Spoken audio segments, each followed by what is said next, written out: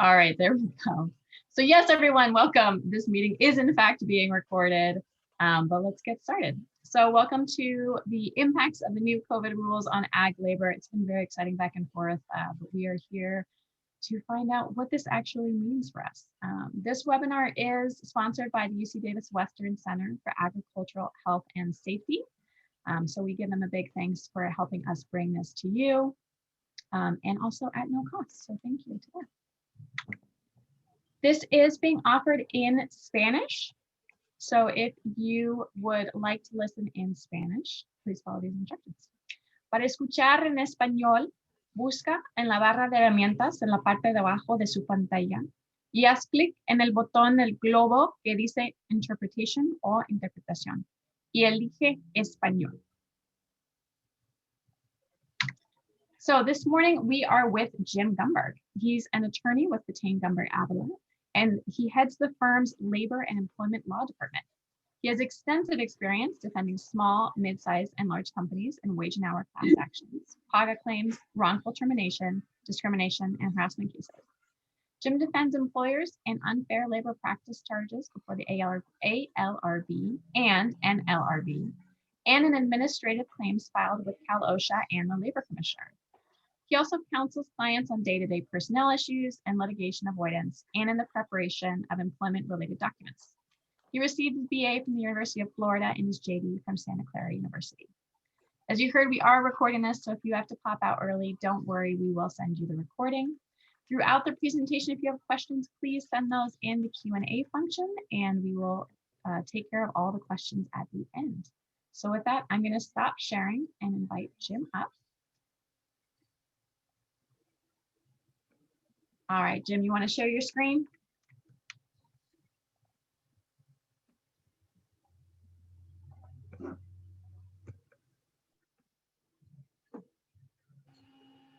All right, looks like we're on slide number 5 right now, Jim, but it looks good. So we might have to back up a couple of slides here to slide number 1. Well, you should be able to click on the PowerPoint one and then just use the arrow keys to go back.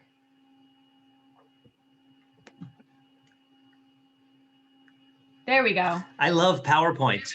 Okay, thank you very much, Kimberly. Perfect. Good morning, everybody. Kimberly wanted me to make sure that everybody knows that this is being recorded. So in case you didn't hear like the 6th or 7th time that came up, this is definitely being recorded. And I've been counseled by Lourdes to speak very, very slowly. So I am going to do my best to do so because the presentation is being simultaneously interpreted, which is super cool, but it's a very taxing endeavor for our interpreter. So for Lourdes, she made me promise that I would not speak at my normal fast pace. So I'm going to do my best to go through this slowly. All right. How did we get here, everybody? Why are we here? So we're here to talk about the new Emergency Temporary Standard, or ETS, that was adopted about a week ago by the California OSHA Standards Board. So to give you all a little bit of background, the whole thing started in March of last year, and then Governor Newsom declared a state of emergency in California in response to the COVID pandemic. And so at that time, there was a lot of enforcement activity by Cal OSHA, which everybody knows. And by the way, the acronym for that is actually DOSH, which is the Department of Occupational Safety and Health. So you'll see in the materials, sometimes we use the word DOSH and sometimes we use the word Cal OSHA. Most people like Cal OSHA, so we stick with that term, but the real term, it's actually the division, so it's DOSH. So at the time the pandemic state of emergency was issued, there wasn't an ETS, right? So what were we trying to do to comply with, quote, COVID, right? At that point, all we really had was our Injury Illness Prevention Plan, or IIPP, right? And everybody knows the IIPP law has been around for a long time, probably better part of 20-something years. And so when the pandemic first started let's say, really going when people were getting sick with COVID-19 back March, April, May, June of last year. The only enforcement mechanism that DOSH had was to say that the employers didn't have an effective IIPP to maintain procedures to identify and evaluate workplace hazards. So that would, and then that would also include inspections and training, because all that is in your IIPP right now, that you're going to have inspections, you're going to have to inspect for unsafe conditions, you're going to have to identify and evaluate workplace hazards and unsafe practices. And that's been the law forever. And it's all been in a regulation, which, everybody knows. So a regulation is not a statute. So, right, just a quick administrative idea here. So the legislature passes the statute, or it's a bill. The governor signs the bill and it becomes a statute or a law, but it's a general law. So we have one that says an employer has to have a safe and healthful workplace for all its employees. Then the regulatory group, here it's OSHA, Cal OSHA, they pass regulations, and the regulations hopefully get approved. And that's how the process gets going. And the regulations are where the enormous details are. So the statute's kind of high level, sort of, let's say, broad. The regulation is going to be intensely, and it's going to have a large amount of detail in it. And we're all supposed to understand all the details, which is sort of the difficulty. So dialing back to March 4th, what we looked at to decide if there was a violation of law, at least what DOSH would look at, would be relying on your injury, illness, and prevention program. And they also, at that point, were issuing citations for ineffective engineering controls, which is something we never dealt with, but that saying that there was, basically aerosols or airborne particles that the employers weren't protecting their workers against, meaning of COVID. So that was the beginning. And then that went on like that all the way through November. And OSHA was doing workplace inspections, but then because of the shutdown, they actually weren't even going out to workplaces back then. They were actually doing a lot of remote inspections. We're asking you to turn in your paperwork. And mainly what they were looking for back then was training materials. They would get the IAPP, but in real life, what they were doing is working backwards. So there would be a COVID outbreak or COVID cases at a workplace, and then OSHA would investigate. And in doing their investigation, they would ask for your injury illness prevention program, your IIPP, and they would ask for your training materials. And that's how they were doing citations. And that went all the way through basically the whole year of 2020. And as we see on this next screen on November 30th, that's when we had the first ETS. And remember, I talked about like the regulatory procedure, right? So this regulatory branch, which is here, it's the Occupational Standards Board. They passed an emergency regulation, and then that goes to the Office of Administrative Law. They approve it, and then it goes into place. Usually there's a window of time before a new regulation can get enacted. I think it's like usually 60 days, but sometimes they go into effect on an emergency basis. And remembering now, we're in a crazy period where we have a state of emergency, right? And so the governor could do things so much faster than we're ever used to doing in my world. I mean, things have been happening in the last year that have been absolutely unprecedented at lightning speed. So November 30th is when the Office of Administrative Law approved that first ETS. And you see, I put in there, it's found at 8 CCR, and there's a number. That's the California Code of Regulations. So just like the IIPP law is in a regulation, it's right around that same number. Now we have the ETS for COVID-19 very, very close by. And that ETS sets up a whole new standard saying, in addition to your IIPP, you have to have a CPP, which is an acronym, but we all know that's your COVID prevention plan. And in addition to the regular COVID prevention plan mandates for agriculture, they also added detailed requirements for housing and transportation. And this particular ETS, they gave, and this was OSHA made this decision, even though it was adopted on an emergency basis immediately, they put in basically a 60-day period before it would be enforced. So that takes us all the way to June of this year. And now, the pandemic, we have vaccines, and the pandemic is sort of, let's say, winding down. And the governor is in a recall mode. And so other states are pushing to reopen. So at that point, California started pushing to reopen too. And as all you remember, the path to reopening was scheduled for June 15th, right? And so a few weeks prior to that, the OSHA Standards Board, remember that's the group that's going to adopt the regulations, they came out with a revision to the ETS, right? That ETS that came into effect at the end of November. In June, they came out with revisions that, believe it or not, were stricter than the ETS. They had physical distancing requirements in there. They had a face covering mandate even for fully vaccinated employees who are working indoors with people that weren't vaccinated. There's an N95 rule, which, by the way, is still in effect, and we're going to talk about in a minute.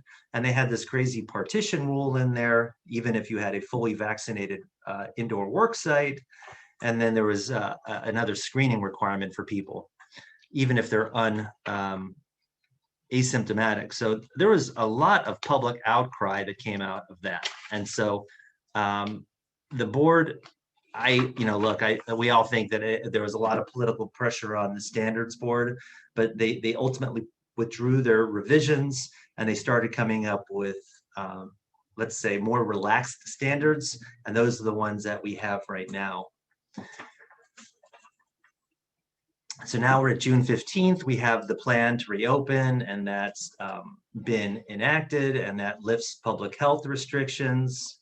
The capacity for businesses, physical distancing has been limited. Face coverings, all intents and purposes, have been limited. And this is the governor's path to reopening, right? But it doesn't apply to workplaces because why? Because the workplaces are still subject to that regulation, which is what the ETS. And it wasn't the one that they tried to adopt in June, but it was that one that we've been dealing with since the end of November last year. So now let's go around, 10 days ago now, to June 17th. Maybe a lot of you were on that meeting because it's a public meeting. Remember, so these regulations, without going too much into civil procedure and the Administrative Procedure Act, they have to be adopted through a very procedurally dense process that includes public meetings, postings, and they have to follow the Brown Act, meaning that they have to do an agenda. It's got to be posted in advance. And now with our Zoom life like this, the meetings are much easier to attend because they're all done by video now. So they had, I think, it must have been a 4 or 5 hour meeting that I probably caught half of it. But ultimately, they stuck with the new ETS, the one that we're going to talk about now. A lot of people asked that the standards board withdraw the ETS in total. And if they did that, what would we be left with? We would be left with what we talked about a few minutes ago, just the regular injury illness prevention plan, your IIPP. And a lot of folks thought that that was where we should have ended up. And there was a lot of folks on the other side who thought that the new ETS was far, far, far too lax. And they thought that there was an immense public hazard and that even stricter standards should be adopted than in the existing ETS. So after a lot of back and forths, the standards board ultimately decided to approve the revised ETS. And because the governor has authority to act them on an emergent basis, the waiting time period was set aside. And so the new regulation was put into effect immediately on June 17th. So that's how we got here. Sorry if that was long and lengthy, but I thought it's important just so you have a background of what exactly happens. It's supposed to be in front of the scenes, but I guess it's somewhat behind the scenes, and it's a kind of a very complicated process. So now let's look at the new ETS. So in your materials, there's a site to the rules themselves and to the FAQs that DOSH or OSHA has put out. So remember, the regulation itself is what we're bound by, and then the agencies that enforce the regulations, in this case, it's DOSH, they issue these FAQs, or frequently asked questions, so they give us some idea of how they see it so that they could interpret them when they issue their citations. Okay, so what are the major changes in the ETS that we should all be aware of that changed our life? And so the first one has to do with face coverings, and that seems to me like one of the main set of questions that we got early on meeting the last week. And then the idea of how do you tell who's fully vaccinated and how do you document vaccination status? So we'll try to cover those through today. So outdoor face coverings, fully eliminated. Vaccinated people, unvaccinated people, if you're working outdoors, there's no face covering requirement. So that's pretty easy. Indoors, so vaccinated people, no face covering if it's documented. Unvaccinated people, indoors, face covering. On the physical distancing, and I'll just break off for 1 second, just an observation. You notice how terms change as matters go on, and the words that we use seem to evolve. In the olden times, like in April or May of last year, the word they used was social distancing. And this, basically, I think it started more from the CDC, but then now we use the term physical distancing. So I guess it's workplaces are not supposed to be social, so we use the term physical. So the new ETS eliminates physical distancing requirements altogether. We'll cover that a little bit later, but that also includes transportation, which is something our office has been heavily involved in. But so we have a slide on transportation in a few minutes. There's an odd respirator rule, which we'll talk about, that you have to offer respirators to unvaccinated employees. And then again, housing and transportations. The rules in the ETS that we've been living with for the past, 6-7 months, they've been modified, but not eliminated. And one of the things that I saw in there that's actually extra is there's some increased training requirements that we're going to talk about as well. So looking again at the major changes, everybody knows what the exclusion rule is. That is, somebody at my workplace develops COVID and I've been in close contact with them. I have to be removed from the workplace, excluded from the workplace for a period of time until I make sure that I don't develop COVID symptoms. So without going into all the details of the time frame, the exclusion rule is eliminated for fully vaccinated people if they don't have COVID-19 symptoms. So, look, I'm not a scientist. I don't even play one on television, but the seems to be the school of thought that the vaccinations that have been approved have a very, very high efficacy rate. And so the chances of a vaccinated person developing COVID-19 from exposure to an COVID-19 case seems to be sort of rare. So I think that's where that came from.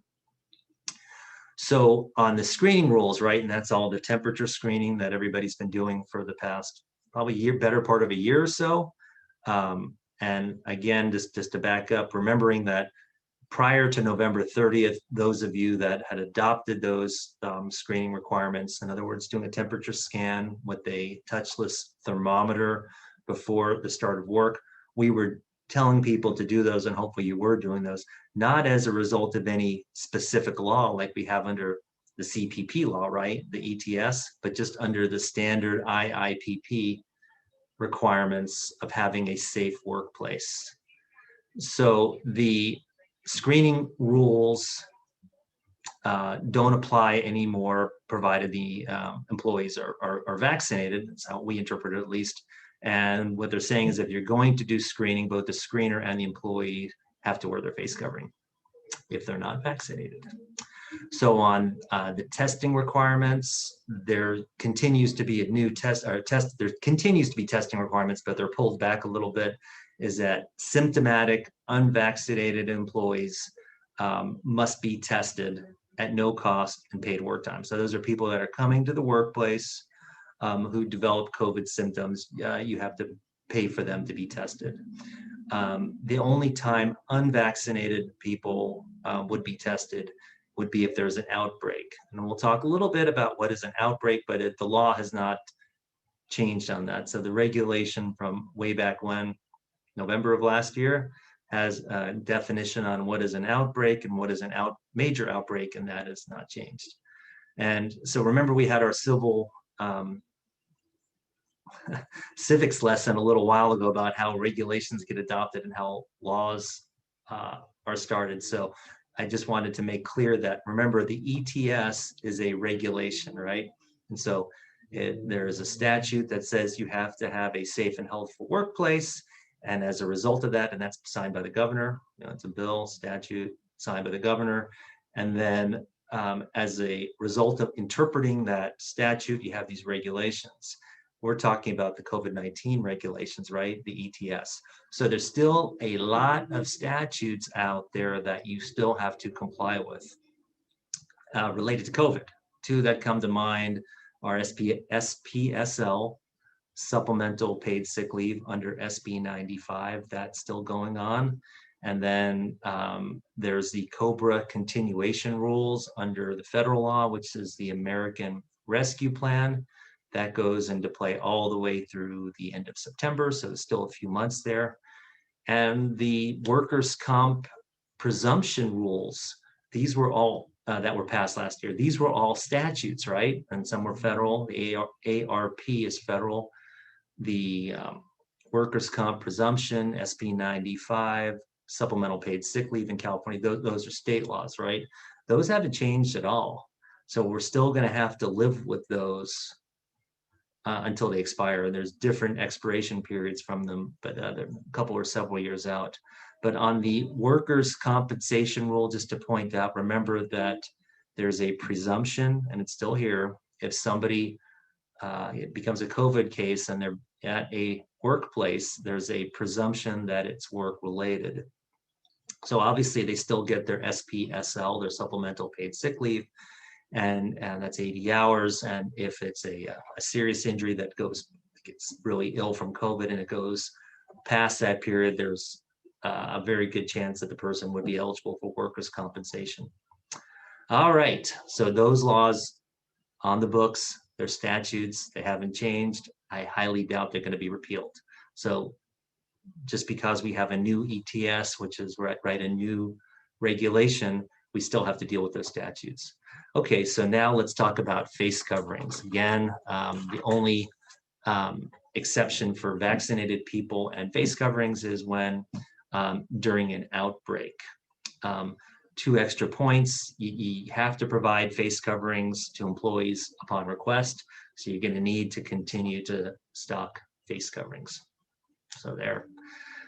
And during an outbreak, all employees are going to have to wear face coverings if they can't have social distancing. And so we'll talk a little bit about outbreaks, but outbreak means that there's 3 or more COVID cases, and we'll get to that, or in a major outbreak when you have 30, but those rules have not changed at all. But the new ETS says that if there's an outbreak, everybody's got to wear face coverings if they can't maintain physical distancing.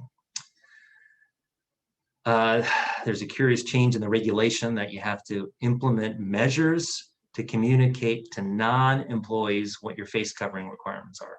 So I tend to think that means you're going to take down all those posters that say what everybody's got to wear face coverings inside here, and just say something a little less stringent than that. If you want to keep face covering mandates, it's a free country. You can keep face covering mandates if you choose. Again, you should continue to stock them and have them available if anybody wants one, vaccinated or non-vaccinated.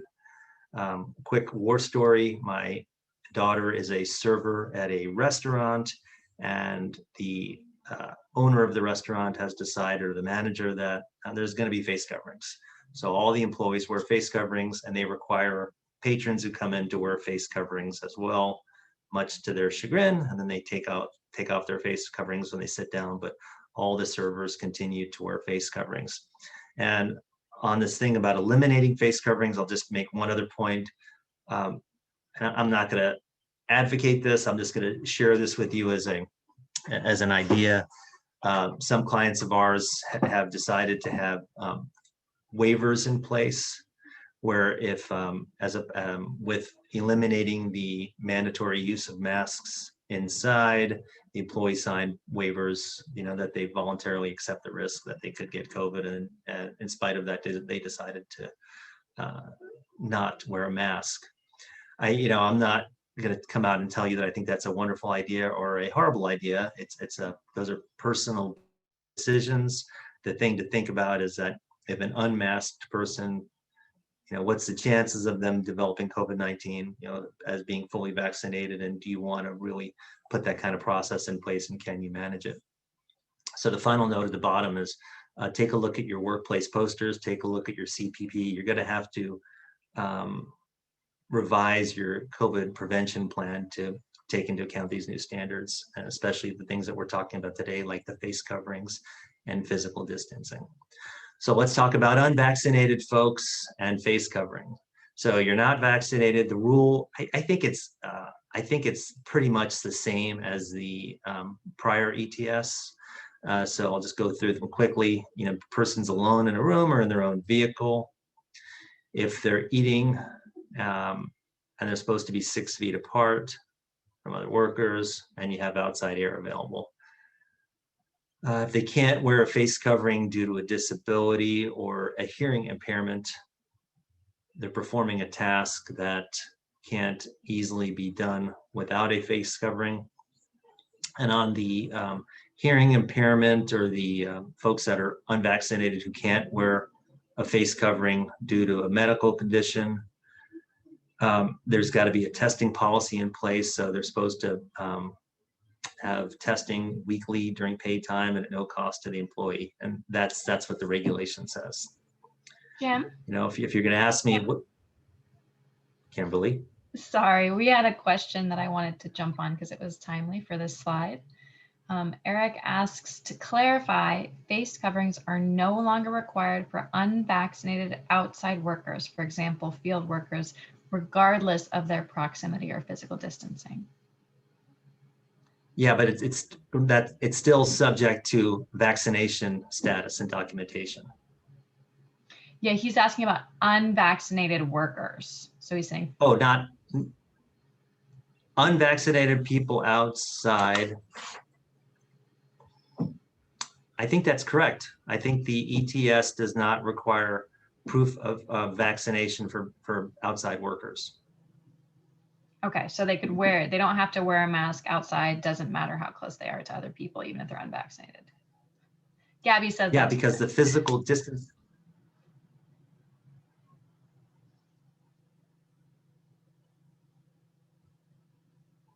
Right.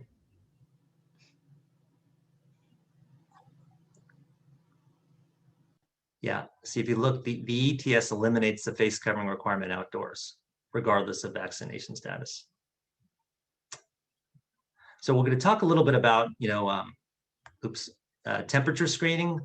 And so the screening requirements are still there, right? So you have to screen, in other words, do a temperature scan when people begin work, right? That's what we've been doing with these screening requirements.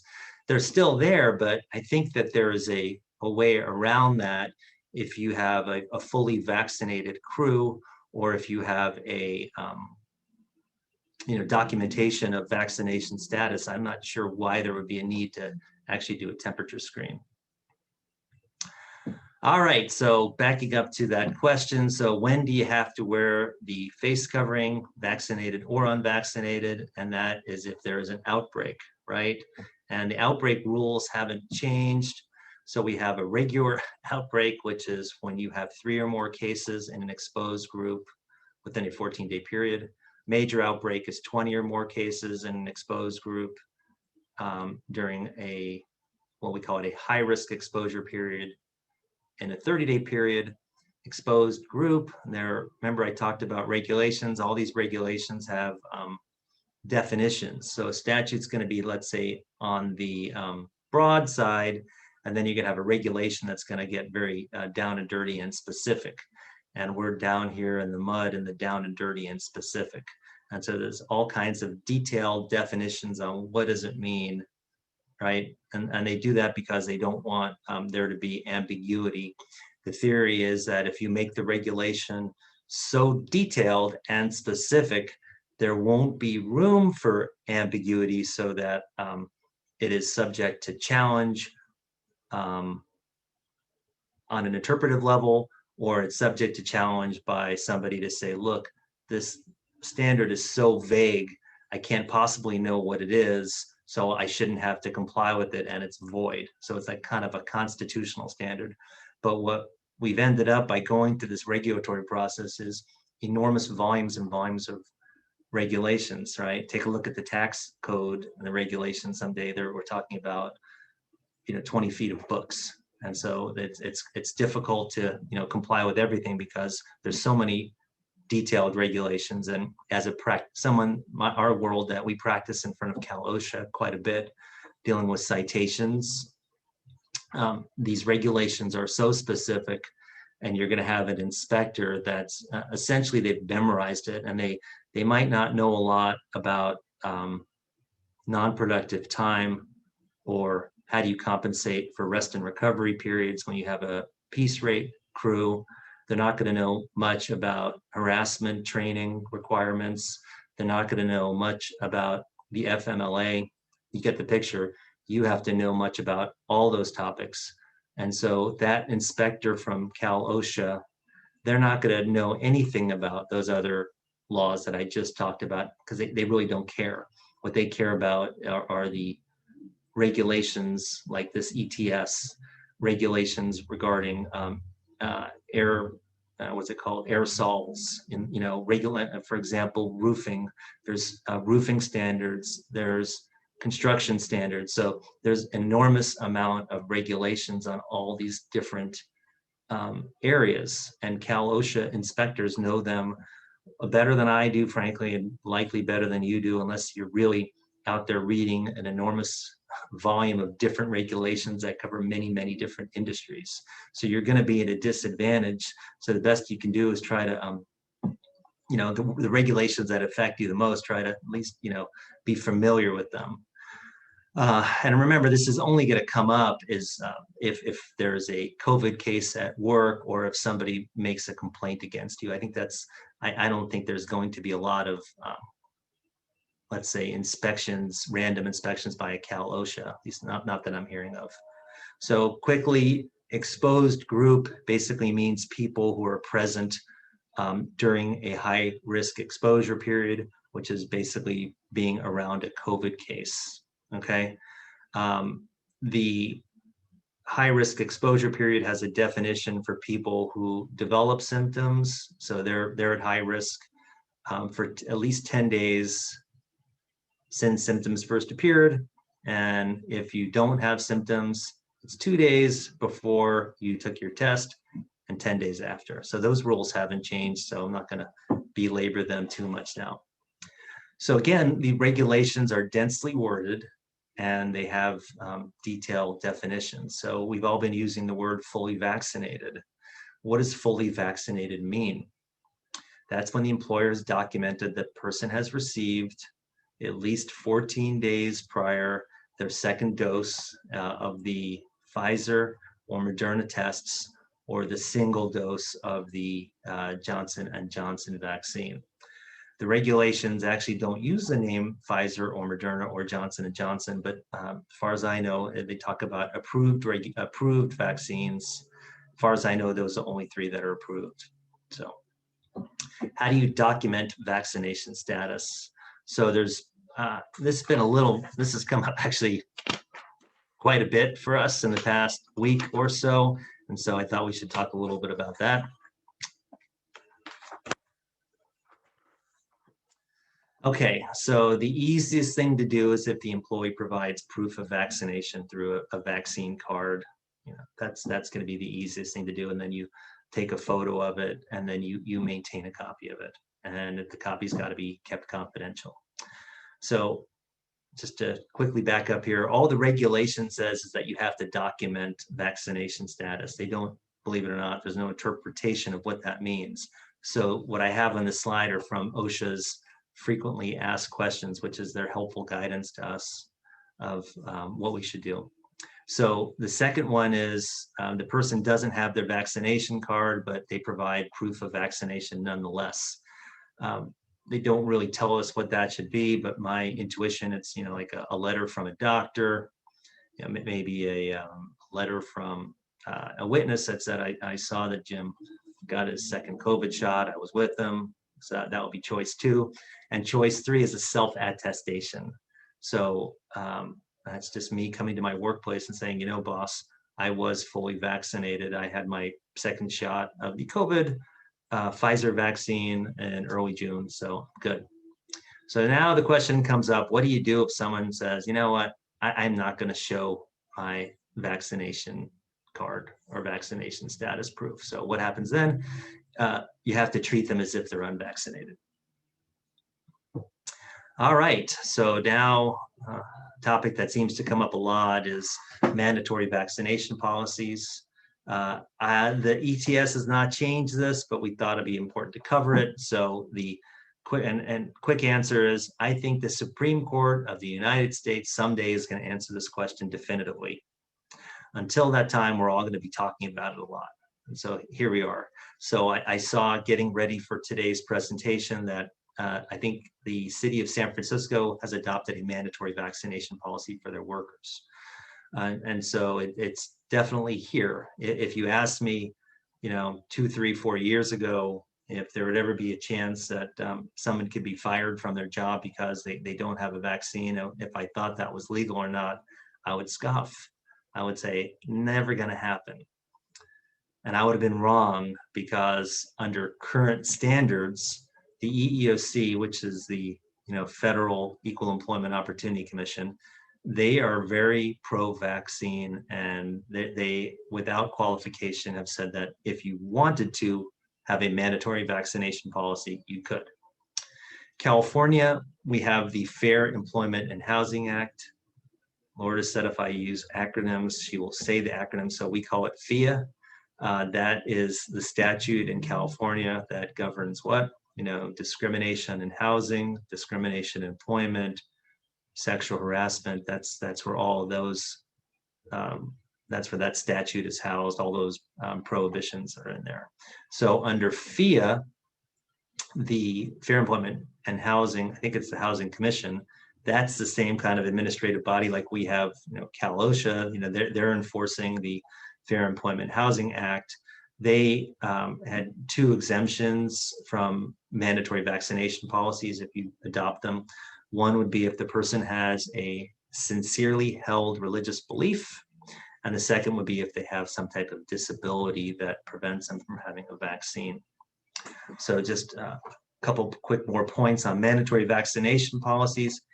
If you're going to require them, and this is a business by business decision, right? So it's not something that, and hopefully you've made this decision one way or another, but there's still time to change your view, whichever way you went. And this is something that I think you have to search your own heart and decide if it's something that you think is good or bad. I will tell you, I know of an accounting firm that requires mandatory vaccinations. And the reason I know this, because I'm not our client, is a close relative of mine works at the accounting firm and was a 25-year-old person, and they really were not ecstatic about getting a vaccination. And that person, my relative, decided that they didn't want to be vaccinated because and again, this COVID, it's got a lot of people on both sides, as everybody knows this, of vaccines, no vaccines, and there's that group that we just looked at. that are very stringently against vaccines. But so this relative of mine just felt that at their age group that they thought that they would have more chance of being harmed by a vaccine than harmed by COVID at their age and the recovery levels. But my answer there was tough luck. You're going to have to decide if you want to work at that workplace or not. And if you don't, and you don't get vaccinated, they can exclude you from work. That's the term that the EEOC uses. Someone could be excluded from work, but I think we all know at our level, excluded really could mean terminated. Nobody wants to use that word, but that's the logical conclusion of that process. So that's the push and pull of mandatory vaccination policies. And again, there's going to be somebody, look here at this group of people, there's going to be somebody who loses their job under a mandatory vaccination policy. And there's going to be some lawyers out there that are interested in challenging that, be a public interest group or maybe a private lawyer. And I think there's going to be a case on this at some point, and maybe in 5 or 6 years, we'll be doing a mop-up presentation on what happened during the COVID era, and we'll talk about that Supreme Court case that decided one way or another about the constitutionality of a mandatory vaccination policy. All right, so if you're going to have the mandatory vaccination policy back to real life and nuts and bolts, it's compensatory time. So if somebody has to drive to a testing facility, or drive to a vaccination facility, that miles has to get paid, that you have to let them submit their miles and pay them. And you have to make sure that the time spent is work time. Getting away from mandatory vaccinations, getting away from encouragement of vaccinations, because vaccinations work. And if you're going to encourage your workers to get vaccinated, and for me, thinking about the screening requirement, doing away with this mandatory temperature screen at the beginning of the day, I think there'd have to either be a fully vaccinated group, or there would have to be at least the vaccinated folks are not going to be subject to the screen. But if you're going to encourage people to be vaccinated and they get a bonus, that bonus would be part of regular rate of pay for that week. So if I said you get, I don't know, $40 to get your vaccination, the time, let's see, the $40 would get included in the regular rate of pay for determining their overtime rate for the week they got the bonus. And that's the same as any bonus, right? So anytime you're going to give a bonus for somebody to perform, that bonus is part of the regular rate. And I don't mean to digress too much, but the regular rate is the rate that you use to calculate overtime. And so this is outside of dealing with COVID and these emergency temporary standards and OSHA, right? And I'll talk about the Attorney General in a minute. Outside of that, our life is mainly in wage and hour law, at least in this firm. And so when you pay people, I'll just talk a little bit about overtime. When you calculate the overtime, and you all should know this, I'm sure you do, it's the general formula is total compensation divided by total hours, right? And so total compensation would be everything that you earned during that week, which could be a production bonus, it could be a COVID paid bonus, it could be hazard pay, it could be a shift differential, it could be an attendance bonus, whatever that's there, and the hourly rates. You add them together and you divide it by the total hours worked, and that gives you the rate that you have to pay overtime on. We call that the regular rate of pay. And I know there's people out there, Kimberly tells me there's 90 people, 100 people, 70 people listening to this, I see. That is a presentation all in of itself. I only bring it up just to make sure you're sensitive to it as you live your life, because we've had so many cases on improper payment of overtime that I just thought I'd throw that in there. So as we talk about mandatory vaccinations, what the pundits seem to say is, are there other alternatives available, space people out? And this is into workplaces, altering schedules, allowing people to work remotely. Okay, so let's talk about physical distancing. There is no physical distancing requirement in the regulation, and the main exceptions are outbreaks and major outbreaks, which we talked about that. So back in the olden times, there was a former ETS that we've been dealing with for the last, 7-8 months. that had a very specific physical distancing requirements in both transportation and housing. For instance, in the transportation ETS prior, that's now been replaced, the driver had to be 3 feet from the passengers. And there was a curious rule that when employees were waiting for the bus, they had to be 6 feet apart from one another while waiting. That's been eliminated. I throw out a war story. Cases continue to trickle in. Challenges to employer policies continue, believe it or not, to be pushed.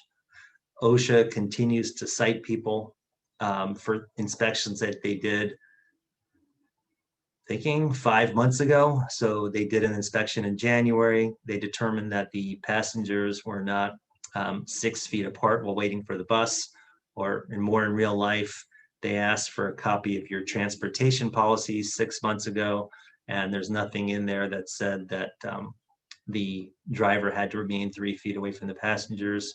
There was nothing in there that said the passengers had to be 6 feet apart. There's nothing in there that said you had to group your employees by household. There was nothing in there that said you had to group employees riding the bus, by the way. There was nothing in there that said you had to only have people ride the bus from different households if there wasn't another alternative available. And they're catching up now. And so they're issuing citations now for these inspections. Mainly they did on basis of getting documents from 6 months ago. And specific to our life, I'm just baffled. I'm telling you this, but I guess I'm more surprised. I'm dealing with this at our office is dealing with the California Attorney General very, very recently has decided that they're going to get involved in the workplace COVID protection issues. And so they have actually been doing their own investigations, including subpoenaing companies for records relating to their COVID practices and policies. The ones that we've seen are rising out of the Imperial Valley, and it has to do mainly with people crossing over from Mexicali to Calexico on a daily basis. But for some reason, the Attorney General, that's not OSHA, right? That's the let's just say they've got, let's say, more significant powers in Cal OSHA, including the powers to issue to prosecute somebody criminally as well as civilly. Cal OSHA mainly, right? It's a administrative format. We talked about administrative law where they can issue citations. The Attorney General can criminally prosecute as well as civilly prosecute, file lawsuits. So it's definitely elevated it. If you want to ask me why do I think the Attorney General, as of recently as several weeks ago, has been getting involved in COVID prevention, I really don't know the answer to that. I suspect there's something political with it, but again, it's in our practice, at least, it's coming out of Imperial, not we're in the Salinas area. I know that everybody's throughout the state, but the investigations are coming out of Imperial. Okay, getting a lot of questions about respirators for unvaccinated people. And remember, these are unvaccinated people working indoors. So again, can't people decide not to get vaccinated and you don't have a mandatory vaccination policy, which, if you're asking me, do I think it could cause issues? Yes, I think it could. But do I think you can do it? We talked about that a few minutes ago. Yes, I do. But so let's talk about you have a permissive vaccination policy where you're not requiring people to get vaccinated. If you have an unvaccinated employee who works with other people indoors, you have to offer them a respirator if they request it. And the respirator, according to the regulations, got to be the right size. And then the employee is supposed to get instruction on how to get a good seal. So that's the rule that is out there. And remember, I talked about the rulemaking process for adoption of this new ETS, which is the new rule. And there was a lot of folks that really pushed back very hard on this respirator issue. And the respirator rule remained in the new ETS. And so one of the other things about the respirator rule is that there's a training requirement. And you're supposed to notify your workers that N95 masks, a little picture of one, protects employees from airborne disease. Face coverings mainly protect the user, while a N95 protects the person on the other side. And an unvaccinated person has the right to request a respirator for voluntary use without fear of retaliation, and of course at no cost to the worker. So that's the respirator rule. Go back for a second. When Kimberly and I were preparing for today's presentation, we talked about fit, right? So back in the olden times in our practice prior to 2020, the only real way that we dealt with respirators, the main way, at least our office dealt with them, was in the medical world. Perhaps you're working in a corrections environment. Tuberculosis, when you're around tuberculosis patients, there is another different safety regulation. Remember, I mentioned there's all kinds of regulations for different workplaces. So for medical people, there is a respirator rule, especially if they're giving a tuberculosis, screen. And then in that regulation, the person actually has to be fitted for the respirator.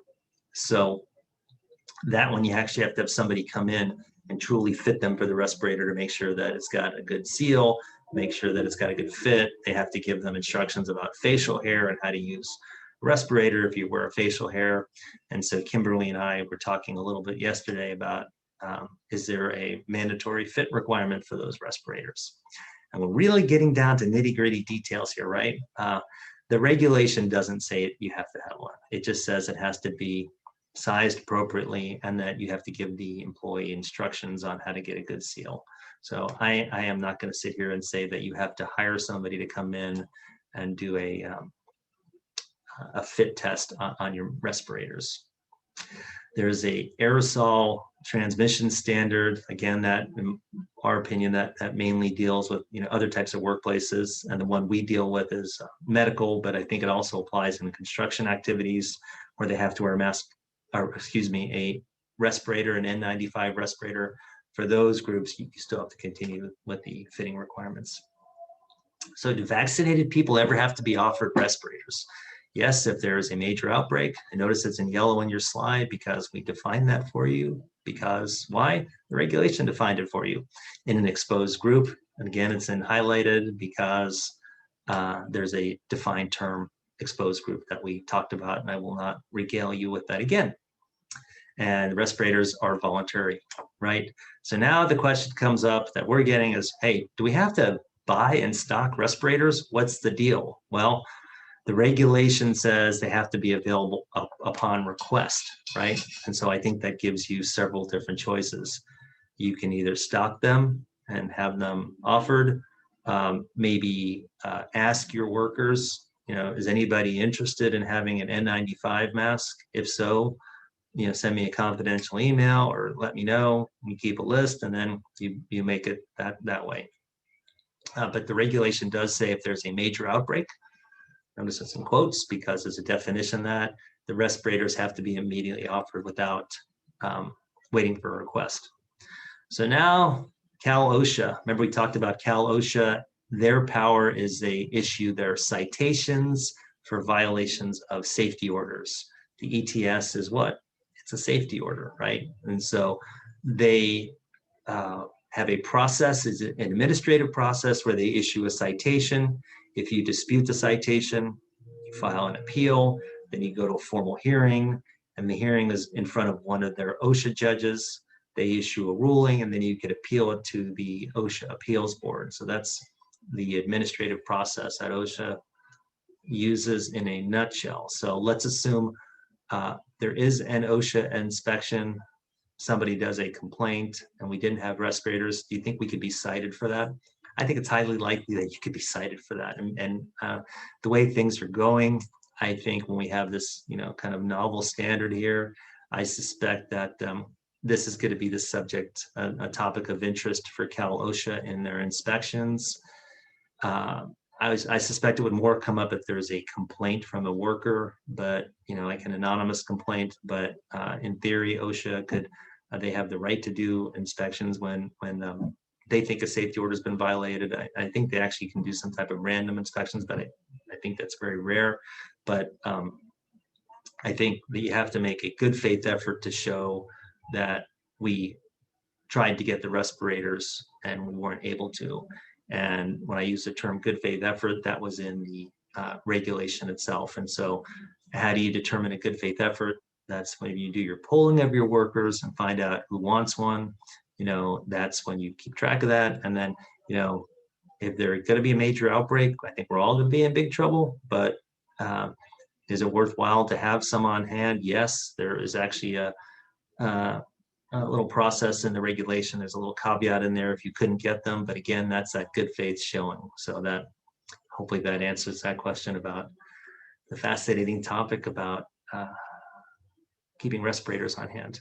So let's talk a little bit about the new transportation standard. So this has been loosened up a little bit, and again, the Attorney General seems very interested in transportation on the border going from Cali to Calexico. And so I suspect, so I guess I'll back up. Don't throw out your old policies, I guess, is an answer, because these things continue to trickle in.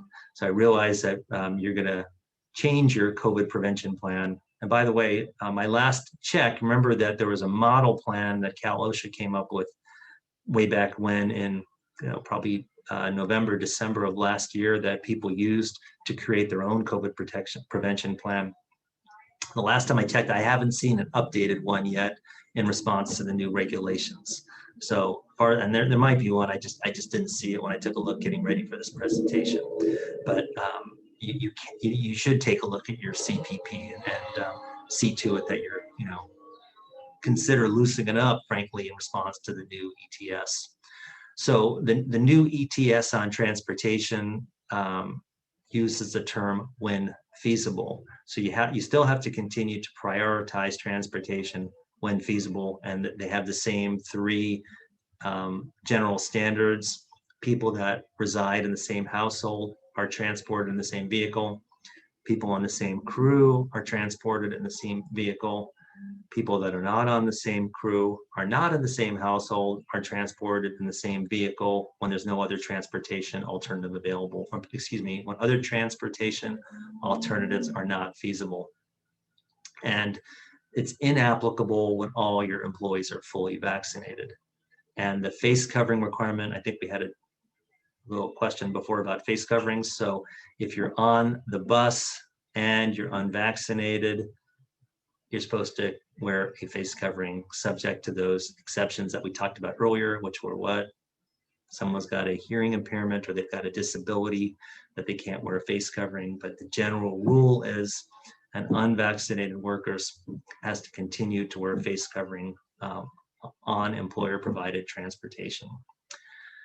So there, the physical distancing requirement, I think we talked about that. So that was the spacing while you're waiting from the bus. That has been eliminated. Screening requirement. So the regulations provides that the employers has to develop, implement, and maintain procedures for screening, and exclude your drivers and exclude riders who have COVID-19 symptoms prior to boarding shared transportation. So here again, that's up for interpretation. Realistically, OSHA is going to get involved in one of two ways. If you have a COVID case at work, or perhaps there is a complaint, right?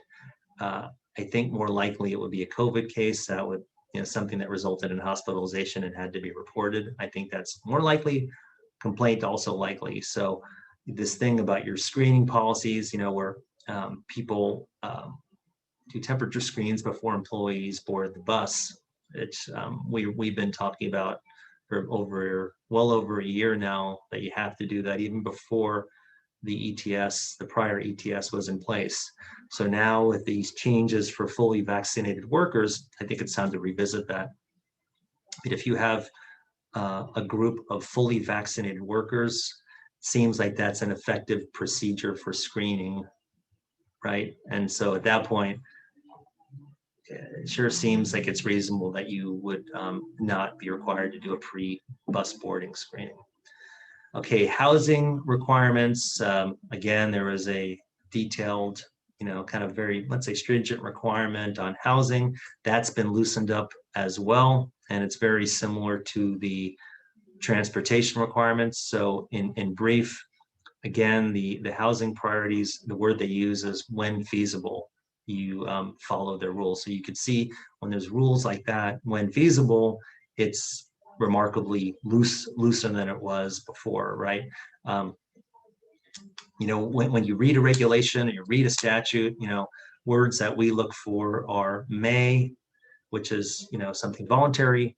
Words that we look for are shall, which means you better do it and there's no exceptions. And you can see here when they put in the caveat of when feasible, they've dramatically loosened it up. And so feasibility to me means we only have, we're in the Salinas Valley, so we only have one bus picking up a crew in Soledad to go to Bradley. And so I don't believe that means feasible means you have to go buy another bus to transport people. So then the same thing for housing. We only have one housing complex available for H2A, whatever. We only have one employee housing available, one group, and there's 30 units. I think that, the feasibility rule is going to kick in there. Gives you quite a bit of latitude. So it's the same routine where they want same household or people in the same family unit are housed together without other persons present. It's a little different from transportation. Work on the same crew, housed together with other persons on the same crew. And then there's the fallback. If you're not in the same crew, you're not in the same housing unit or family unit, they're housed together when there's no other feasible alternatives. And again, there is a inapplicability when all employees are fully vaccinated. So one could see a theme here as we look through this, that the government really would like everybody to be fully vaccinated. And you could see the way that it's been put place in these regulations. Face coverings, they must be provided to residents. If the county tells us or the local folks tell us that you have to do it. And again, the physical distancing requirement eliminated. And then they continue to have a quarantine rule in place for COVID cases and people who have close contact with a COVID case, with the exception of what? People that are fully vaccinated. So I'm fully vaccinated. I have contact in a shared employer housing with someone that ends up with COVID symptoms. I do not have to be quarantined. And of course, if I develop symptoms, that's a different thing, but just the mere fact of me being in close contact with a COVID case as a vaccinated person does not require me to be quarantined. Okay, the training rules, I think this is something you need to look at because because we had to, and because we wanted to, and because it was a law, has done an enormous amount of COVID-19 prevention training.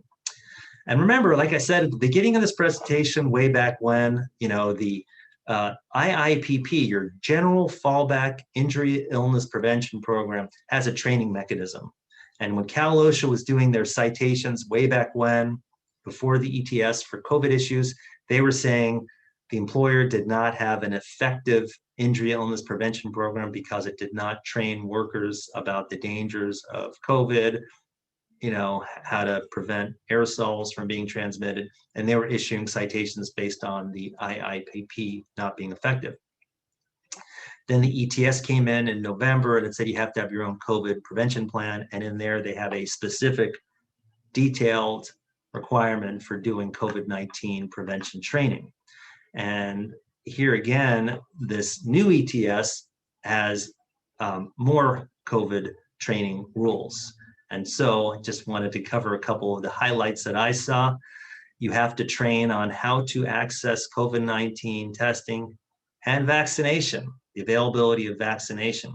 And the regulation says you have to train employees to let them know that the vaccination is effective at preventing COVID-19.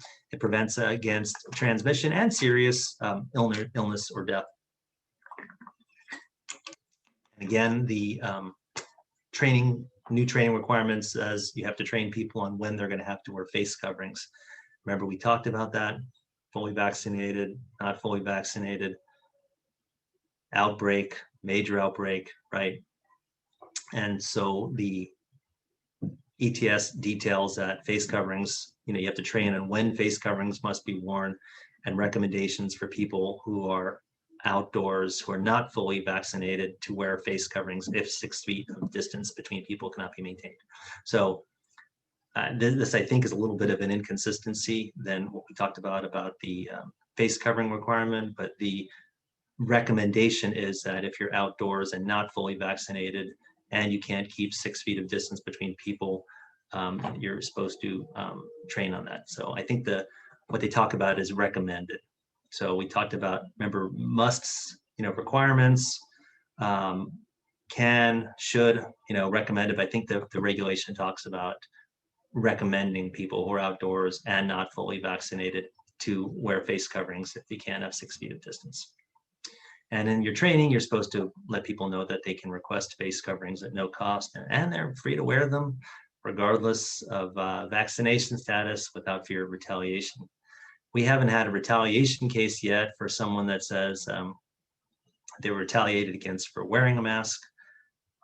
So, but I suppose it's possible. So just be mindful of that, and if you do the training, document your training, just in case something comes up later, frankly. And something could come up if, I don't know, somebody feels like they're being made fun of because they want to continue to wear face covering and the other employees are picking on them, and that kind of thing. I suppose that's how it could come up. On training, one of the other changes is the government says we're supposed to train people on how to identify and evaluate COVID-19 hazards. There's prior training was supposed to talk about the benefits that were available, right? For basically paid sick leave, but there's also a change there for vaccination leave. And I think what they refer to there is if somebody has an adverse reaction from a vaccination, when you do your training, you're supposed to tell them that they would be entitled to vaccination leave. Training on your respirator policy, we talked about that, including the right of an unvaccinated employee to request one, how to wear one, how to perform a seal fit, and that facial hair interferes with the seal. So that goes back to what I talked about earlier about, do you really have to bring somebody in, a consultant who's going to help people do their N95 fit on a respirator? I don't think there's anything in this ETS that requires that, but you're supposed to give people training, at least under the training protocols, about how to wear one and how to do a fit.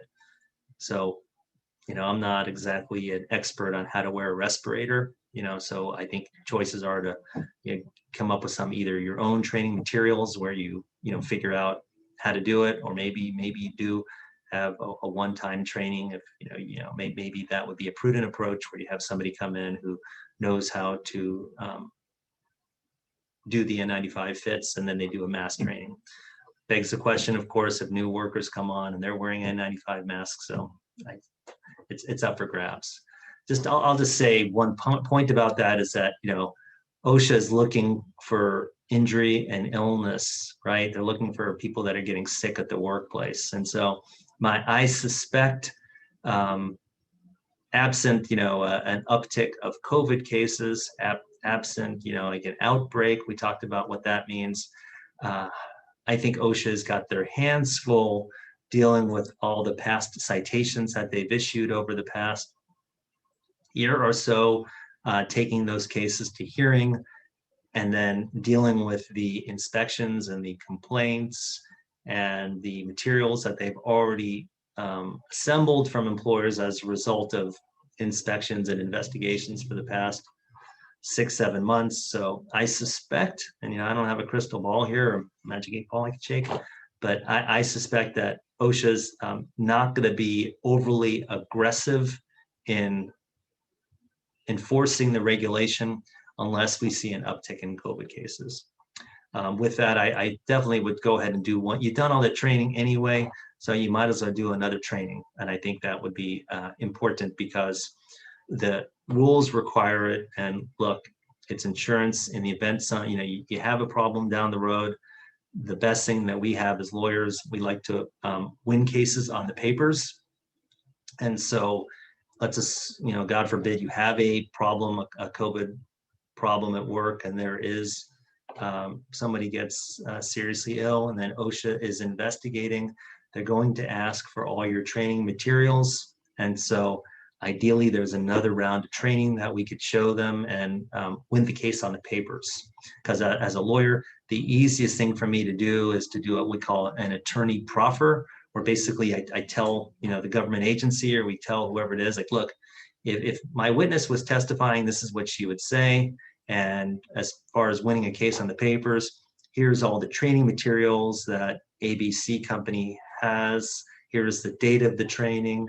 Here's the duration of training. And again, here are the training materials, remembering that, they're trying to enforce a regulation, right? But the reason they're looking at the regulation is to make sure that they're safe workplaces. And the reason they're looking because of safe workplaces is because something had happened. Either there was uptick in COVID cases or a complaint or something happened. So the final one is that N90 in the training, that on the highlight reel at least, is that N95 masks are protective, more protective for the user, the person wearing them, from airborne disease. And face coverings, like your regular old mask, primarily protects people other than the user. So do another round of training and make sure you cover that.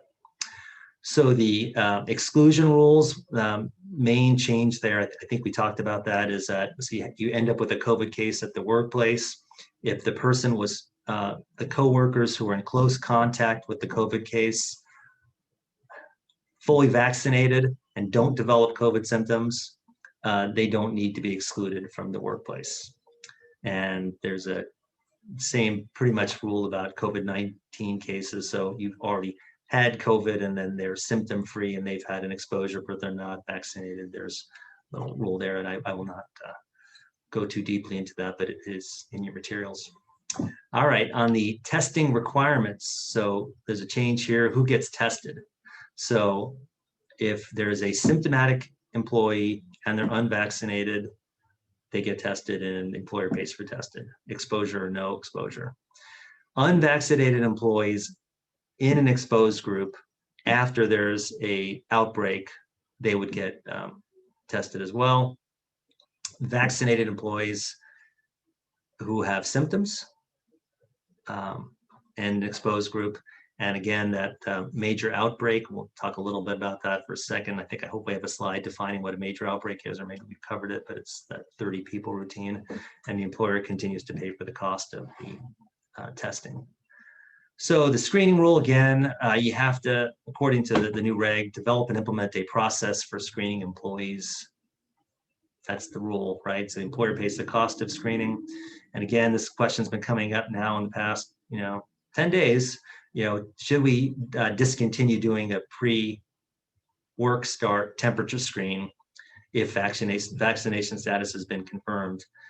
To me, that seems like you are doing effective screening if you've basically complied with the idea of checking people for vaccination status and documenting it.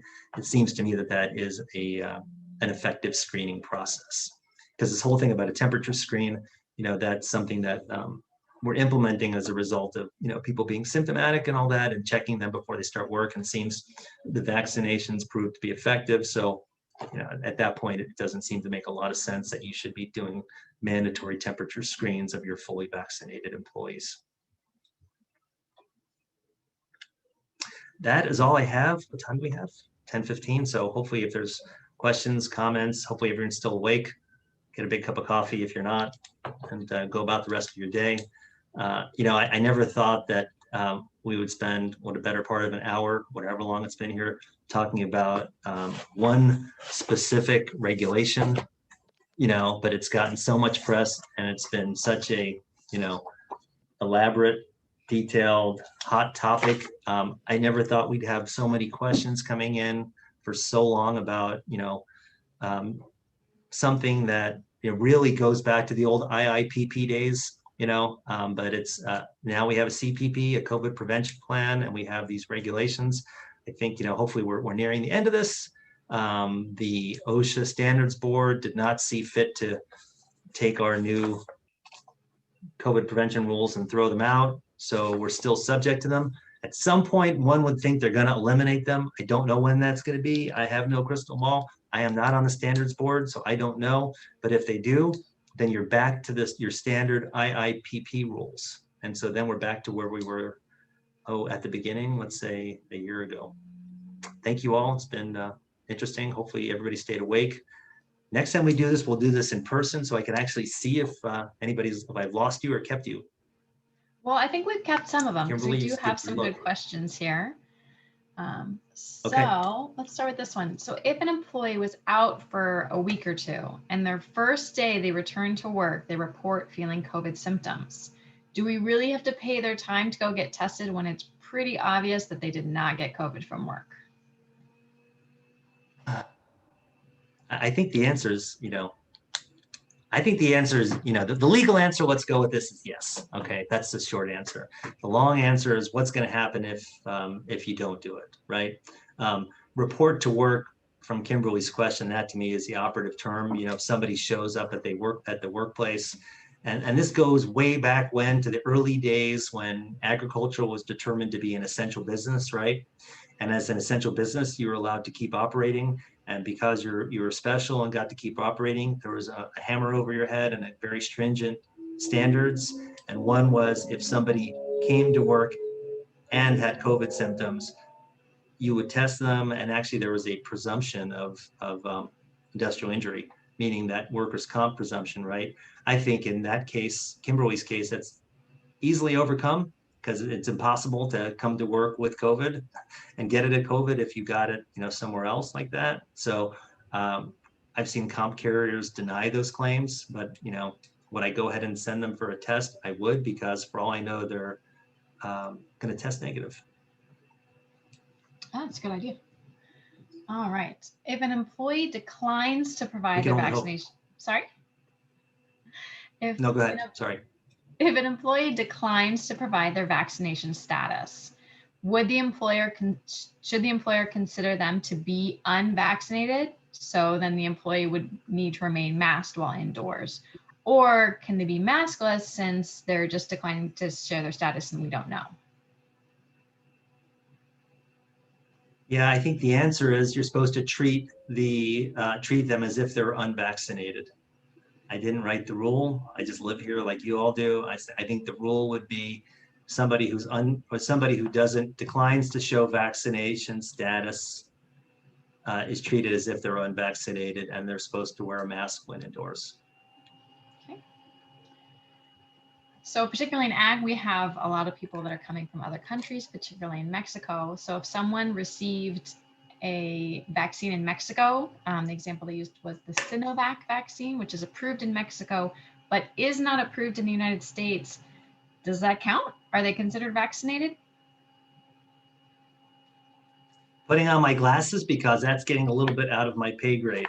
So I think the answer is that would not be considered. That's a great question, by the way, but I think the answer is the ETS talks about approved vaccinations in the US. And when I wrote these materials, I wasn't thinking about that, someone coming from a foreign country, but I think there actually is something in there that it has to be a US approved vaccination, which is why when I wrote those slides, I talked about the Pfizer vaccine or the J&J vaccine. But if everybody could just sit patiently for 1 second, I have the regulations here. We'll get a real-time answer. Like I said, what happens in life in the regulatory world is we get these immensely detailed regulations. And the good news is we have detailed regulations that should give us our answer. The bad news is people like me have not memorized them, and other people have, and I mean the government. Let's see.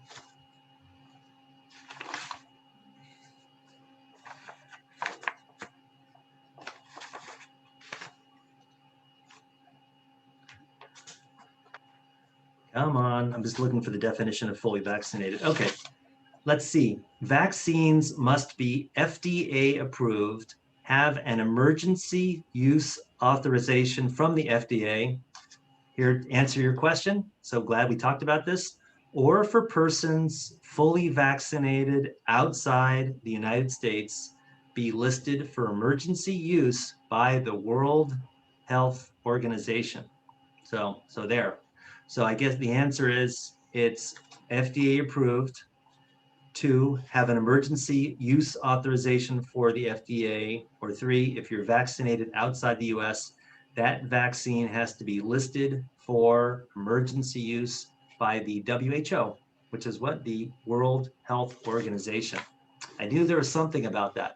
How's that for obscure? So what you'd have to do is go onto the WHO's website, find the person's vaccine, and see if it shows up on there. Well, there's the answer. Thanks for looking that up. So Right here's there. a big one. Is right there. We'll only, put it in the sorry, go ahead. Line number. Is treating a vaccinated or is treating employees that are vaccinated or unvaccinated differently an equal protection or discrimination issue? Remember we talked about, I said, when are we going to get the real answer to these nitty, difficult, naughty questions? And that's going to be when courts start issuing decisions, right? So we have these regulations, we have these statutes, right? They could be unconstitutional. I absolutely would not put it past a lawyer, and I could actually see from that question that it does seem to me like a violation of the equal protection law to say that, Kimberly, you're not vaccinated. When you walk inside this office, you must wear a mask. Jim, I don't know if she's vaccinated or not, by the way. I have no idea, but we're looking at each other, so I say that. Jim, since you are vaccinated, you don't have to wear a mask. It sure does seem like you're treating one class of people differently from another. But again, you know, my look at these kind of routines is it takes years and millions of dollars, I'm not kidding, to take a case all the way through, let's say, to, and I've never been there, but to the hallowed halls of the United States Supreme Court. I've been to the California Supreme Court, and that was very expensive too. But to take this thing all the way, we're talking about years. You might, whoever asked that question, it sounds like you're concerned, or maybe you have a viewpoint on life that it does seem unfair, and whether I share that viewpoint or don't share that viewpoint, I don't think is really relevant, because eventually this thing's going to have to pitch to a judge. And the comical thing about the legal system is the trial judge might think you're the dumbest person out there and say, of course, this is not a violation of the Equal Protection Clause. Of course, it's not discrimination. An appellate court could say, you're the dumbest person out there, and agree fully with the trial court. The Supreme Court might say, you know what, that was a brilliant idea. Of course, it's a violation of the Equal Protection Clause.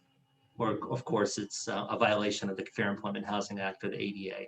So until we start seeing cases, I think it's up for grabs. And my rule in life is, you know, these things are so costly, time difficult, time sucks to get through, that, you know, I feel like to stick with the program.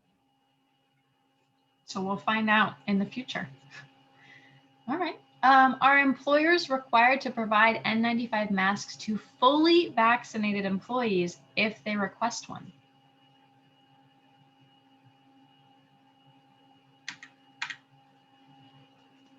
This is going to be one of those real-time ones. I think the answer is yes, by the way, but let me take a quick look at that. It's probably safest, I suppose. Yeah, I think, yeah, because you can't discriminate against someone who asks for a mask, but let me just take a quick look.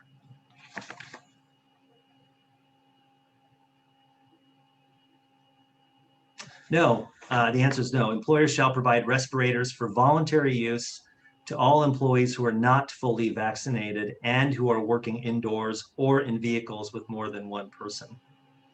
So it's a voluntary use, and it looks like it's only for unvaccinated workers. Okay.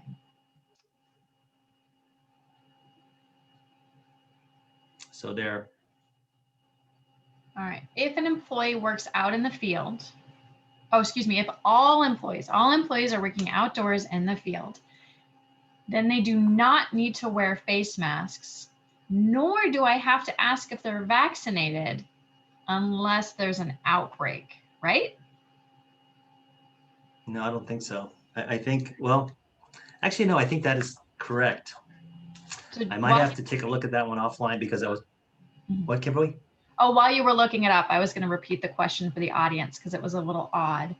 It's the question is, if all employees work out in the field, they do not need to wear face masks, nor do I need to ask if they've been vaccinated unless there's an outbreak. You know, they're subject to that transportation rule that we talked about, right?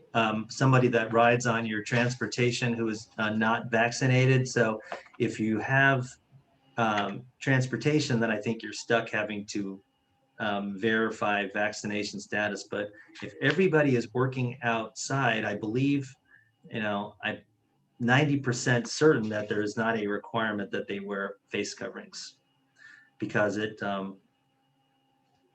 I'm looking at the face covering rule right now.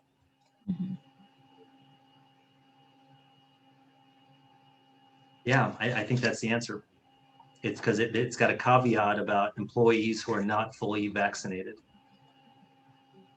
And so if you're outside, I think that's the answer. Okay, great. So on that outbreak question, then we have another one there. In an outbreak, respirators have to be, must respirators be offered to all employees, including fully vaccinated? I think the answer is yes to that question on the respirator rule. And during the I didn't outbreak, write the respirator rule, by the way. do you have a favorite? During an outbreak for fully vaccinated employees, would the respirator use be voluntary or mandatory during an outbreak for fully vaccinated?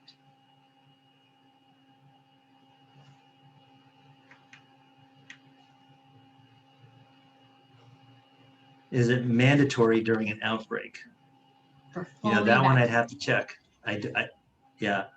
My intuition is the answer is no, because I don't think there's a mandatory rule on wearing of N95 masks, but I'd have to check that one. All right, that we might have to follow up on that one when we send out the email with the recordings here. Fair. So I'll get you away from the respirator clause there, your favorite. Can an employer? This is like a bar exam here. keeps you agile. Can an employer require fully vaccinated employees not exposed but with COVID symptoms to stay home and get tested before returning to work? Not exposed, but they have COVID symptoms. So that will be the exclusion rule. So can I exclude someone from the workplace who's fully vaccinated, right, with COVID symptoms? Is that the question? Yes. I think you could exclude them from the workplace if they're fully vaccinated and they have COVID symptoms, yes. And then you could still require them to test. All right, we have one more question just here at 10:30.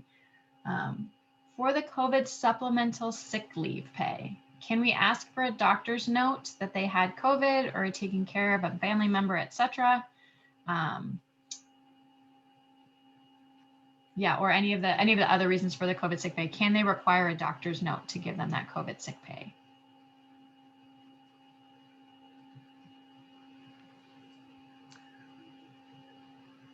This one I think I know. The answer to that question is, what do you think? I think it's I have no. my answer, so you go first. Yeah, I'm gonna say from what I've heard, you cannot require it. I'm looking deeply into the actual SB 95 on that. I'm 99% certain you're not allowed to ask for proof. I'm coming after your job. So there. Yeah, thank you. Well, I'm glad you brought that up, but I just wanted to look at the, I like to check the statute. Yeah, I think the answer is no. You cannot require proof still. All right. Well, I think you passed. Yeah, because I'm looking right at. I'm sorry, I was looking at the statute itself, and it doesn't have they don't have in there about requiring proof in there. So, yes, Kimberly. All right. Well, that's it. And that, by the way, could end up as a labor commissioner claim. All right. So you passed with flying colors. Those are all of the questions we had sent in. So thank you so much to our audience for sending in those questions. Jim, I think you did very well on all those questions. You too. Thank you all. I'm assuming you're out there and that you actually thought this was helpful. So it was nice talking, at least to myself, and having everybody hopefully listen. All right. We're getting thank you notes in there. So they are still awake, Jim. Don't worry. All right. So Glad with everybody's that, with us. a huge thanks to our audience for joining us this morning. Most gratitude to Jim for preparing this and answering all of those questions, looking up the statutes in the moment. Thank you to our interpreter, Lourdes, for offering our Spanish interpretation. And of course, thank you to our sponsor, the UC Davis Center for Western Health and Safety, as they're helping us bring this to you. So with that, I think we'll let you go, Jim, and we'll see everybody next time. Thanks so much. Bye, everybody.